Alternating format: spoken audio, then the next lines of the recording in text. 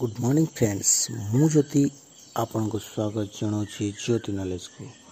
तो आज आम जाना सकाळर मुख्य खबर।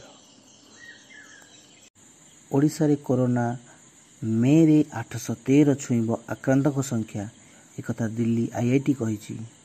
बिना पास रे प्रवासी को ओडिशा प्रवेश मना, गाड़ी और यात्री पंजीकरण बाध्यतामूलक। मद पाई बाउला, दुकान खोलु खोलु माइल माइल लंबा धाड़ी।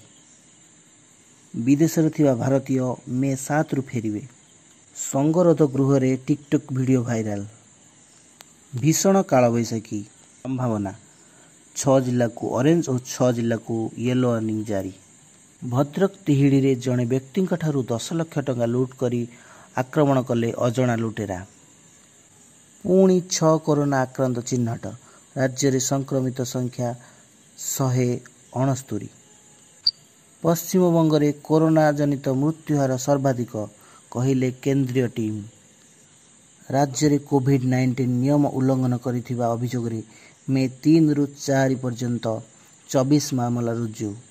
सेथि मध्यरु 22 टी लॉकडाउन मामला हेथिबा बेले 2 टी गुजब प्रचार पाई। आरंभ हेबो रथ निर्माण, सरकार नेबे रथयात्रा निष्पत्ति कहिले गजपति। प्रवासी उपरे कड़ा नजर, खसी जिबार बाट नहीं। एपटे सारा विश्व को कोरोना आक्रमण कला बारे पाकिस्तान को चेता पशुनी। काली जम्मू काश्मीर हाड़वाड़ा रे पुणी एक आतंकवादी आक्रमण होईची, जो थे बीएसएफ सीआरपीएफ 3 जवान शहीद होती। संध्या 7 रु सकाळ 7 घर बाहर मना, ट्वीट करी अनुरोध कले कमिशनर सुधांशु षडंगी। शीत ऋतु रे कोरोनार द्वितीय पर्याय कहिले एम्स निर्देशक डॉक्टर रणदीप गुलेरिया। यात्री भड़ा आदाय करनी रेलबाई पक्षर दिगला सूचना। अन्य राज्य आसुथिबा श्रमिक मानक ठारू रेलबाई आदाय करनी यात्री भड़ा।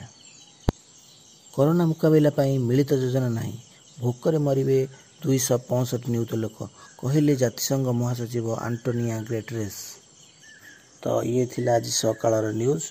आपण मानको केमती लागिला कमेंट रे जणांतु। प्लीज लाइक शेयर और कमेंट करंतु और सब्सक्राइब भी करंतु। Thank you.